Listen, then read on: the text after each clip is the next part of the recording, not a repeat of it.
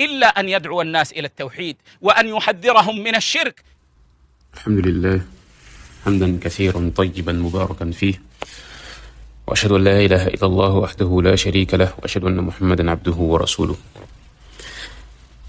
Chers frères, chères sœurs, assalamu alaikum wa rahmatullahi wa barakatuhu.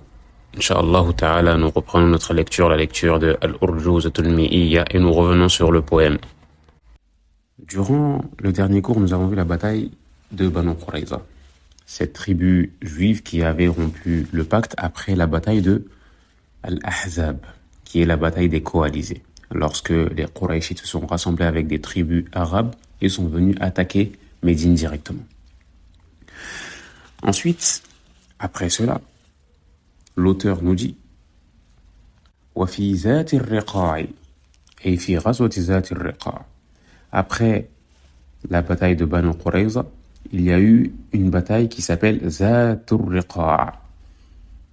وكانت قبل نجد. C'était dans la zone du Najd. لقتال بني محارب وبني ثعلبة من غطفان, afin de combattre deux tribus arabes. وفي سبب تسميتها. Pourquoi cette bataille-là a été appelée ainsi? Encore une fois, parmi les paroles des savants, من أقواها أنها سميت بذلك لأنهم كانوا يربطون أرجلهم بالخرق من شدة الحر.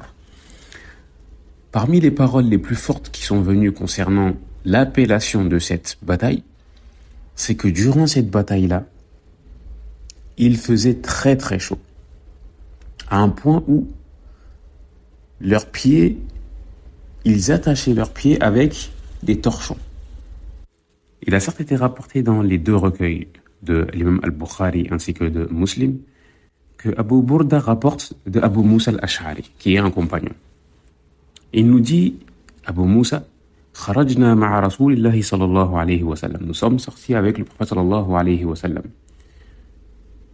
في غزوة ونحن 6 نفر بيننا بعير نعتقبه. Il dit qu'ils sont sortis durant une bataille avec le prophète sallallahu alayhi wa sallam et ils étaient 6 à tourner sur une monture. 6 à tourner sur une monture durant un long voyage. Il nous dit Abu Moussa, dans la suite de ce hadith authentique, فَنَقِبَتْ أَقْدَامُنَا, et nous avons été fortement blessés au niveau des pieds.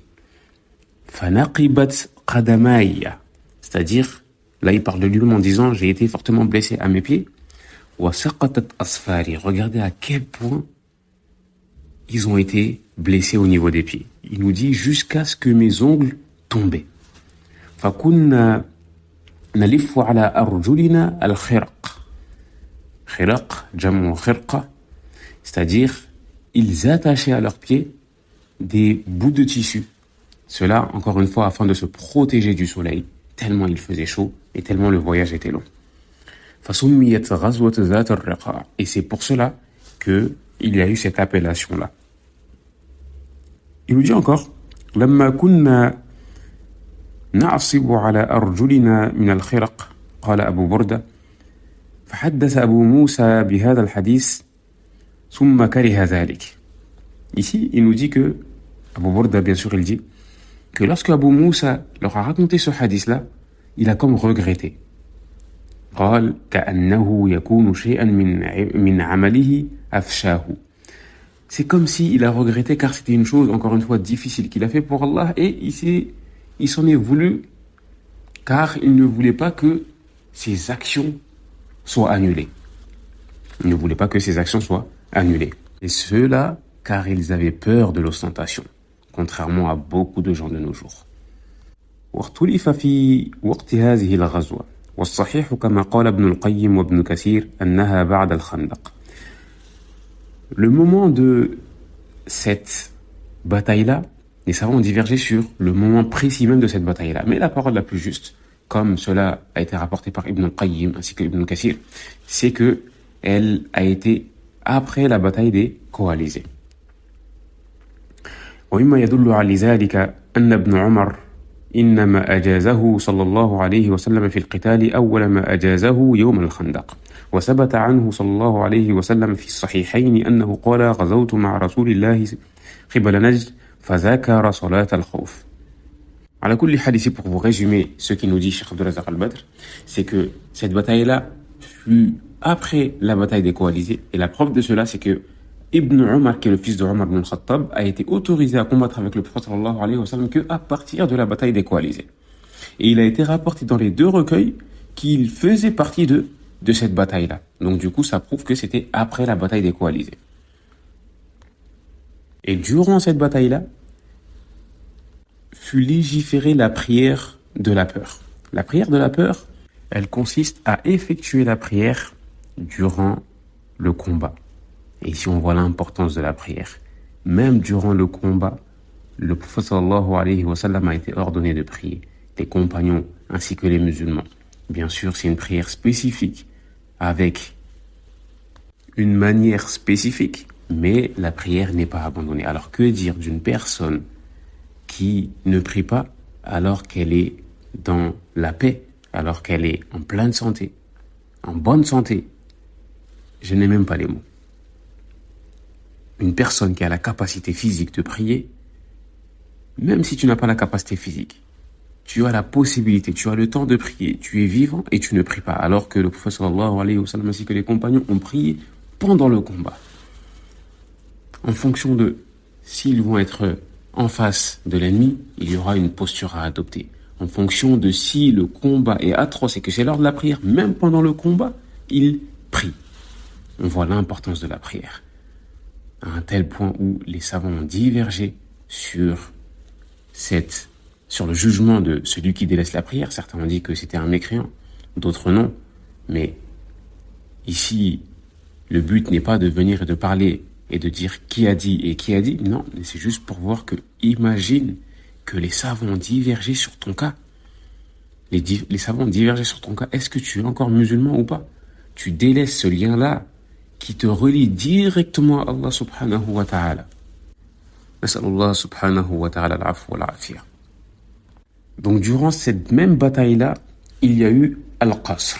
Al-Qasr, qui est le fait de passer de 4 unités de prière à 2 unités de prière durant le voyage. C'est pour ça qu'il dit Wal-Qasru Numiya. Et en plus de cela, il y a eu Ayatul Hijab. Les versets du hijab sont descendus. Ibn Kathir dit dans son livre Al-Fuzul وَلَا خِلَافَ أَنَّهُ نَزَلَ صَبِيحَةَ دُخُولِهِ بِزَيْنَبْ بِنْتُ جَحْشٍ. Il nous dit qu'il n'y a pas de divergence concernant le fait que le voile soit légiféré lorsqu'il s'est marié avec Zaynab bint Jahsh. وفي وقت دخوله بها خلاف تقدم الإشارة إليه. Donc ensuite, il parle de la divergence qu'il y a en fonction de quand est-ce que le prophète sallallahu alayhi wa sallam a marié Zaynab bint Jahsh. Ala kulli hal, ça s'est passé à ce moment-là. Mais quand est-ce que ça s'est passé? Il y a une divergence entre les savants. Ensuite, avec cela, il y a eu aussi les versets qui sont descendus concernant le tayammum, les ablutions sèches. Kana fi hazihi sanat aydan. Cela s'est passé durant cette année aussi. Un tayammum qui consiste à taper la terre une fois et s'essuyer le visage. Et cela se fait quand? Se fait lorsque on ne trouve pas d'eau. Lorsqu'on est en manque d'eau et qu'on n'a pas de quoi prendre nos ablutions, que ce soit les ablutions, les grandes ablutions ou les petites ablutions, alors tu as le droit de faire le at-tayammum, qui est les ablutions sèches. Waqila wa rajmuhu al-yahudayn. Ici, il nous parle d'un événement qui s'est passé encore durant cette année. C'est la lapidation de 2 juifs. Ibn Asir nous dit concernant cela, وَفِيهَا رَجَمَ رَسُولُ اللَّهِ صَلَى اللَّهُ عَلَيْهِ وَسَلَّمَ الْيَهُودِيَّةَ وَالْيَهُودِيَّةَ وَالْقِصَّةُ مَعْرُوفَةٌ. Il nous dit que cette histoire-là est connue. وَقَدْ رَوَاهَا الْبُخَارِيُّ وَمُسْلِمٌ. Cette histoire-là a été rapportée dans le recueil de Bukhari ainsi que Muslim, selon le hadith de Abdullah ibn Umar, que le prophète sallallahu alayhi wa sallam utiya bi yahudiyyin wa yahudiyatin qad zanaya. On a rapporté 2 personnes juives au prophète sallallahu alayhi wa sallam qui avait commis l'adultère. فانطلق رسول الله صلى الله عليه وسلم حتى جاء اليهود فقال, donc le prophète sallallahu alayhi wa sallam est allé les voir et il a dit ما تجدون في التوراة على من زنى. Il leur a demandé quel est le jugement de la Torah lorsque deux personnes forniquent. قالوا نسود وجوههما ونحملهما ونخالف بينهما وجوههما ويطاف بهما. Ici, il est parti voir certains juifs en disant qu'est-ce que la Torah dit concernant deux personnes qui forniquent. Alors, ils sont venus avec une histoire fantastique en disant que on met sur leur visage du charbon et on les met sur une monture, un âne ou autre, et on les fait tourner devant les gens pour qu'ils soient humiliés afin qu'ils comprennent la leçon. قال فأتوا بالتوراة إن كنتم صادقين. Alors le prophète sallallahu alayhi wa sallam a dit, alors rapportez-moi la Torah si vous êtes vraiment véridique, afin qu'il leur montre. فجاءوا بها. Donc ils ont ramené la Torah. فقرأوها حتى إذا مروا بآية الرجم.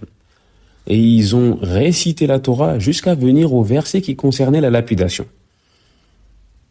ووضع الفتى الذي يقرأ يده على آية الرجم. Ce jeune-là qui lisait la Torah a mis son doigt sur ce verset-là qui concernait la lapidation afin de cacher ce verset-là.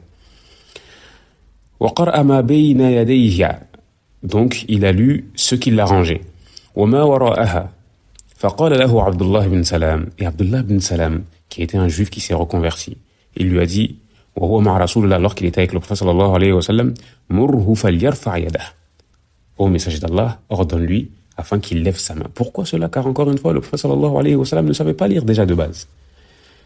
Ne savait pas lire de base. Donc, lorsqu'il lui a dit ça, il a enlevé sa main. فَإِذَا تَحْتَهَا آيَةُ الرَّجْمِ. Et alors, il y avait vraiment des versets qui concernaient la lapidation, ce qui montre que la lapidation n'est pas quelque chose qui est spécifique à la communauté du prophète Mohammed sallallahu alayhi wa sallam, mais plutôt c'était quelque chose qui était aussi dans la religion, dans la législation afouane des enfants d'Israël. Plus précisément, chez les juifs. Donc à partir de là, le prophète sallallahu alayhi wa sallam a ordonné qu'il soit lapidé. قال عبد الله بن عمر كنت في من رجمهما. Abdullah ibn Omar nous rapporte ensuite après en disant que je faisais partie de ceux qui les ont lapidés. فَلَقَدْ رَأَيْتُهُ يَقِيهَا مِنَ الْحِجَارَةِ بِنَفْسِهِ. C'est-à-dire, pendant qu'il les lapidait, l'homme protégeait cette femme-là afin que les pierres ne la touchent pas. وَمَوْلِدُ السِّبْتِ الرِّضَى الْحُسَيْنِ. Ici, on a as-sibt, comme on a dit, as-sibt, c'est le fils de ta fille. Et al-hafid, c'est le fils de ton fils. Tamam. Donc ici, on a la naissance de as-sibt, donc du coup, qui est qui? Al-Hussein. Et nous avons parlé de la naissance de Al-Hassan. Al-Hassan et Al-Hussein, ce ne sont pas des jumeaux. Ce ne sont pas des jumeaux. On a Al-Hassan qui est né bien avant cela, et là maintenant, on a la naissance de Al-Hussein. Et fi hazihi sana الرابعة من الهجرة. Durant cette année-là, cette quatrième année-là de la hijra. قال الحافظ ابن حجر رحمه الله في الإصابة الحسين بن علي ابن أبي طالب ابن عبد المطلب ابن هاشم ابن عبد المناف الهاشمي أبو عبد الله سبت رسول الله صلى الله عليه وسلم وريحانته. قال الزبير وغيره ولد في شعبان سنة 4 وقيل سنة 6 وقيل سنة 7 وليس بشيء. على كل حال ici Ibn Hajar nous rapporte la lignée de Al-Hussein, fils de Ali, fils de Abd al-Muttalib, fils de Ibn Hashim, fils de Hashim, fils de Abd Manaf, Al-Hashimi, le Hashimi. Sa kunya qui est Abu Abdillah, le petit-fils du prophète sallallahu alayhi wa sallam. Et Az-Zubayr nous dit qu'il est né durant l'an 4, d'autres on dit durant l'an 6, et d'autres durant l'an 7. À la kulli hal, cela n'est pas important. والأقرب أنه في السنة الرابعة. Mais la parole la plus juste, c'est que c'est durant l'an 4, comme l'a cité l'auteur ici. وكان في الخامسة اسمع وثق الإفك في غزو بني المصطلق. Ici, il va nous parler d'une histoire. Dans ce vers-là, il nous parle de l'histoire de la calomnie vis-à-vis de la mère des croyants, Aïcha, radiyallahu anha. Et concernant cette histoire-là, il nous dit que Aïcha a été traitée, a été calomniée, et Allah subhanahu wa ta'ala a descendu la protéger, ou plutôt la défendu, et cela à travers des versets qui sont récités jusqu'à nos jours, et qui seront récités jusqu'au jour du jugement. Et Ibn Kathir nous dit concernant cette histoire-là, وَقَدْ أَجْمَعَ الْعُلَمَاء, certes les savants sont unanimes, طبقة, c'est-à-dire ils sont tous unanimes, على أن من سبها بعد هذا ورماها بما رماها به بعد هذا الذي ذكر في هذه الآية فإنه كافر لأنه معاند للقرآن. Il dit que toute personne qui vient insulter Aïcha après ces versets clairs qui ont été descendus dans Sourate An-Nur, alors il faut savoir que c'est un mécréant et il n'y a aucun doute là-dessus. Ibn Ablaïz, c'est ce qu'il nous cite concernant cette histoire-là. Donc comme vous voyez, c'est un résumé, c'est un très petit résumé. Mais Inch'Allah, ce que l'on va faire, c'est que, comme à notre habitude, nous allons sortir du livre afin de détailler plus cette histoire-là. Mais pas durant ce cours-là, car encore une fois, sinon le cours va être très long. Donc nous allons nous arrêter ici, Inch'Allah ta'ala, et lors du prochain cours, nous allons parler spécialement sur cette histoire-là, cette bataille-là qui s'est passée entre le prophète sallallahu alayhi wa sallam et Banu al-Mustaliq. فسبحانك اللهم وبحمدك أشهد أن لا إله إلا أنت أستغفرك وأتوب إليك والسلام عليكم ورحمة الله وبركاته.